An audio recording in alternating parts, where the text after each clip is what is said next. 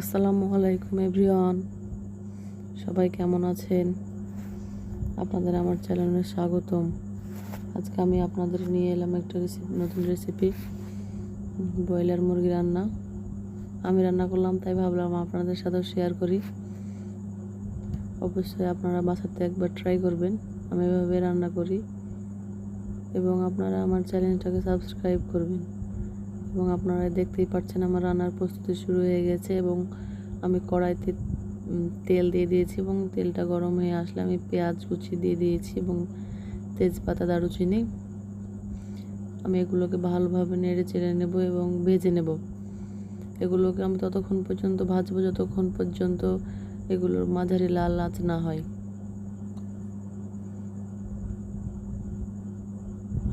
এবং এই পেঁয়াজগুলো ভাজতে দিয়ে দিব। এবং আমি এখানে একটা বাটা মশলা তৈরি করব। বাটা মশলার জন্য আমি নিয়েছি হলুদ গুঁড়ো, মরিচের গুঁড়ো, ধনিয়া গুঁড়ো, জিরে গুঁড়ো। এবং এগুলোকে আমি পানি দিয়ে ভালোভাবে মিশিয়ে নেব। এভাবে মশলাটা যদি মিশিয়ে নেওয়া যায় তাহলে মাংসের যে একটা কাঁচা কাঁচা গন্ধ থাকে, এই গন্ধটা থাকে না। আমি মশলাটা ভালোভাবে নেড়ে চেড়ে নেব এবং সব মশলাগুলোকে একসাথে ভালোভাবে পেস্ট করে নেব। এবং আপনারা দেখতেই পাচ্ছেন আমার মশলাটাও পেস্ট হয়ে গেছে।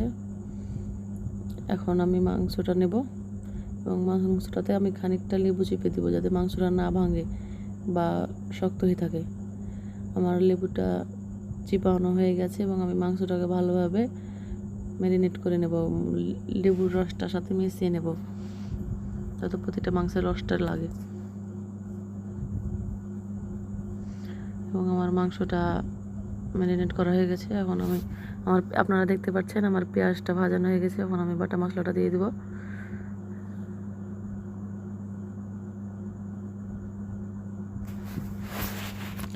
বাটা মশলাটা আমি পেঁয়াজের সাথে ভালোভাবে মিশিয়ে নেব এবং আমি বাটা মশলাটা ততক্ষণ পর্যন্ত নাড়ব যতক্ষণ পর্যন্ত না ভালোভাবে তেল ছেড়ে দেয়। এবং আপনারা দেখতেই পাচ্ছেন তেল ছেড়ে দিয়েছে। এবং আমি এখানে লবণ দিয়ে দেবো যাতে পেঁয়াজটা গলে যায়। আমি ততক্ষণ পর্যন্ত কষাবো যতক্ষণ পর্যন্ত না তেলটা উপরে আসে। এবং আমার তেলটা উপরে চলে এসছে। দেখতেই পাচ্ছেন আমার মশলাটা কষানো হয়ে গেছে।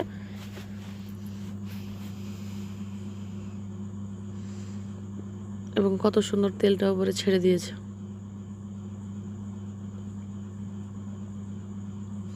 আমার মশলা কষানো শেষ, আমি এখন মাংসটা দিয়ে দেব। মাংসটা দেওয়ার পরে ভালোভাবে আমি মশলাগুলোর সাথে নেড়ে চেড়ে নেব, যাতে প্রতিটা মাংসের গায়ে মশলাগুলো ভালোভাবে লেগে যায়।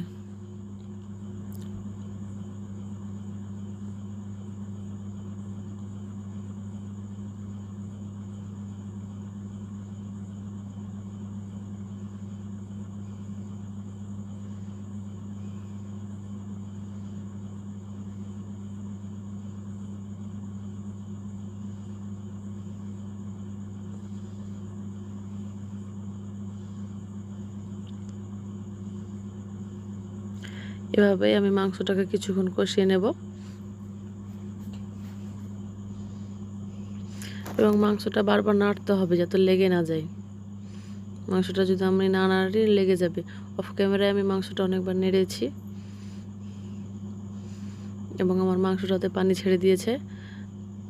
এখন আমি কষিয়ে কষিয়ে পানিটা যাতে শুকিয়ে যায়।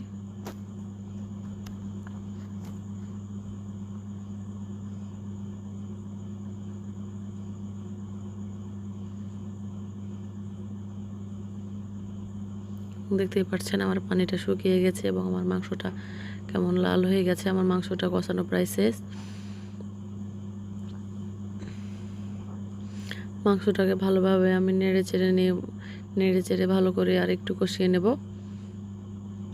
আপনারা দেখতেই পাচ্ছেন আমার মাংসটা লাল হয়ে গেছে এবং মাংসটা কষানো প্রায় শেষ।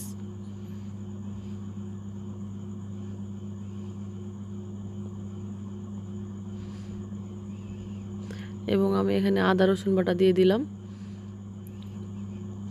আদা রসুন দেওয়ার পরে মাংসটা আমি 10 থেকে 12 মিনিট কষিয়ে নেব, যাতে আদা রসুন বাটার যে একটা কাঁচা গন্ধ থাকে, গন্ধটা না থাকে, গন্ধটা যেন চলে যায়। এই জন্য আমি মাংসটাকে ভালোভাবে কষিয়ে নেব।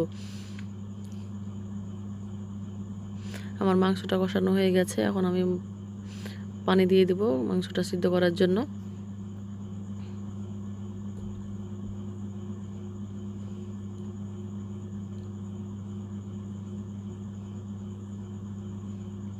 এবং আপনারা দেখতে পাচ্ছেন আমার মাংসটা ফুটে উঠেছে।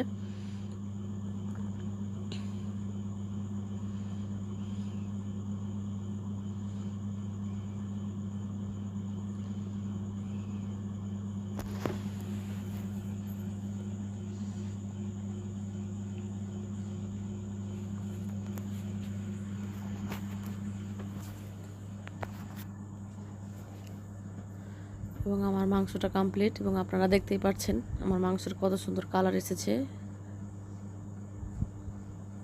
আপনারা অবশ্যই বাসাতে ট্রাই করবেন, এবং আরও এরকম আরও একটি রেসিপি আপনারা যদি জানতে চান অবশ্যই আমাকে কমেন্টে জানাবেন, এবং আমার চ্যানেলটা অবশ্যই আপনারা সাবস্ক্রাইব করবেন।